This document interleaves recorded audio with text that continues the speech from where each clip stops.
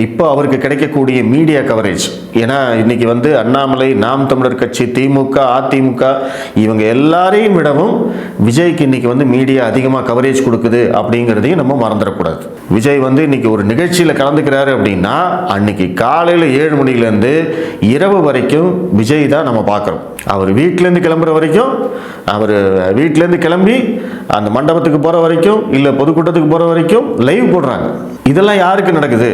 பாஜகவில் ஒரு நிகழ்ச்சி நடக்குது அப்படின்னா மேடையில் வந்து தலைவர்கள் வந்ததுலேருந்து தான் லைவ்.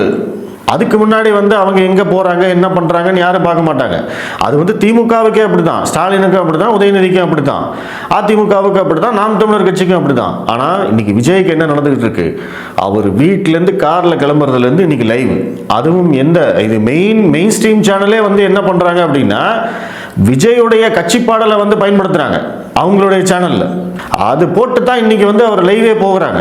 ஸோ இது எல்லாத்தையும் நீங்கள் கால்குலேட் பண்ணி பார்த்தீங்கன்னா விஜய் வந்து ஒரு மிகப்பெரிய அச்சீவ்மெண்ட் பண்ணுவார் அப்படிங்கிறதுல எனக்கு மாற்று கருத்து இல்லை. இந்த 2026 தேர்தலில் அவர் வந்து ஒரு நல்ல ஓட் ஷேர் வாங்குவார் அப்படிங்கிறதுல எனக்கு மாற்று கருத்து இல்லை.